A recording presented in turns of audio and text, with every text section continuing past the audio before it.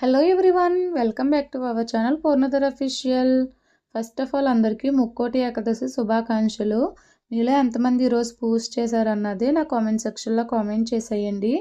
మేమైతే తెల్లవారుజామునే లేచి స్వామివారికి అయితే పూజ చేసాము. తులసి మాలతోటి ఇంకా ఫ్లవర్స్ ప్రసాదము ఇవన్నీ నైవేద్యంగా సమర్పించాము. మా ఇంట్లో పూజ అయితే చాలా బాగా జరిగింది. మార్నింగే ఇలా ఇల్లు అయితే శుభ్రంగా క్లీన్ చేసుకుని స్వామివారికి తులసి మాల అయితే వేసాము. ఫైనల్గా మా పూజ అయితే కంప్లీట్ అయిపోయింది.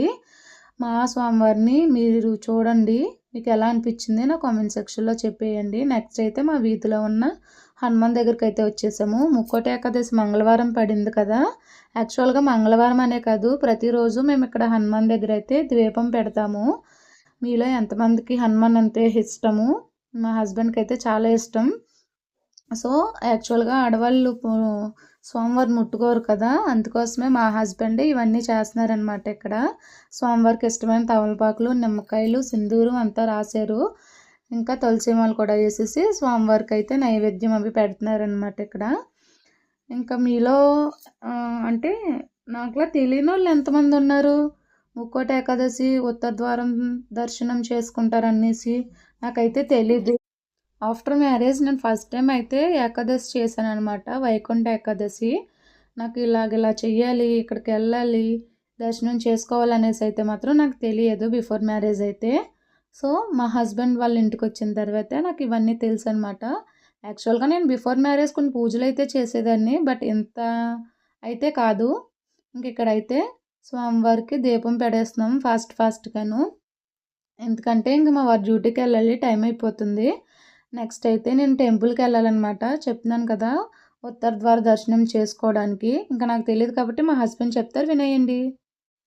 ఈరోజు స్వామివారు ఉత్తర ద్వార దర్శనం ఇస్తారండి. ఉత్తర ద్వార దర్శనం నుండి ముక్కోటి దేవతలు కూడా అక్కడి నుంచి వచ్చి స్వామివారిని దర్శనం చేసుకుంటారు.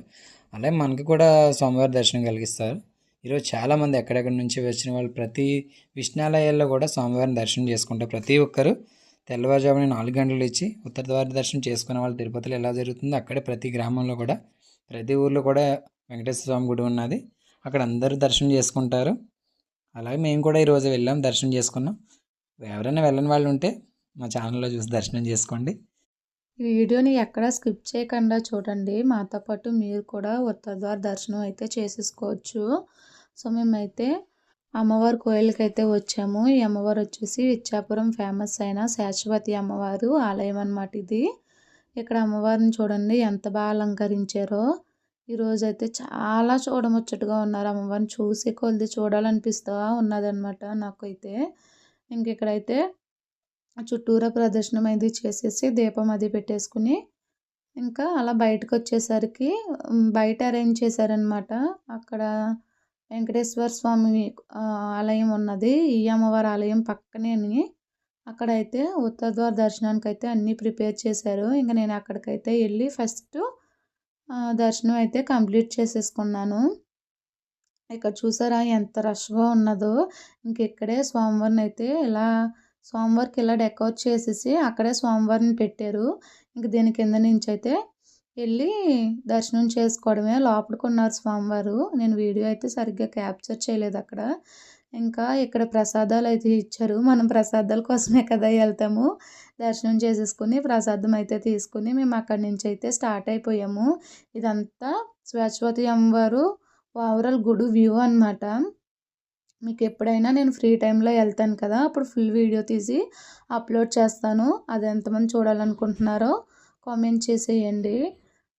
గుడి అయితే చాలా పెద్ద స్పేస్లో ఉంటుంది, చూడడానికి కూడా చాలా బాగుంటుంది, పీస్ఫుల్గా ఉంటుంది అనమాట. నెక్స్ట్ అయితే నేను విష్ణు ఆలయానికి అయితే వచ్చాము. చూసారా ఫ్రెండ్స్ ఎంత రష్గా ఉన్నదో. మాకు దర్శనం అవ్వడానికే 1.5 hours పడిపోయింది ఆ ఎండ్లో నుంచుని. ఇక్కడ గుడి దగ్గర నుంచి చివరి హనుమాన్ గుడి ఉంటుంది అనమాట. ఇంకా అక్కడ వరకు లైన్ అయితే ఉన్నది, బట్ మేమైతే చివరికి వెళ్ళవలసి వచ్చింది.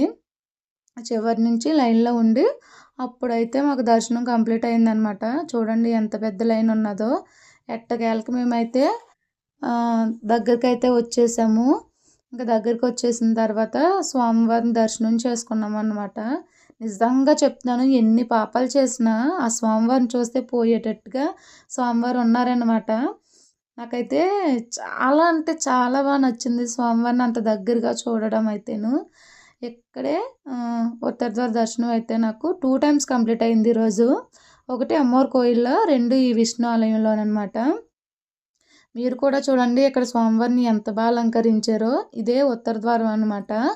లోపడైతే స్వామివారు ఉన్నారు. బట్ లోపలికి మీకు తెలిసిందే కదా, వీడియో ఎలా అయితే లేదు. ఇంకా పక్కనే శివాలయం ఉంటుంది. శివాలయంలో శివయ్యని కూడా దర్శనం చేసుకుని మేమైతే ఇంక బయటకు వచ్చేసాము. నేను వీళ్ళందరినీ చూసి అయితే చాలా భయపడ్డాను, ఇంకెప్పుడు నాకు దర్శనం అవుతుందో అనేసి. బట్ దేవుడి దయ వల్ల అయితే ఫాస్ట్గానే దర్శనం అయిపోయింది. సో మీరు కూడా ఈ స్వామివారిని అయితే చూసేయండి. Thank you for watching guys.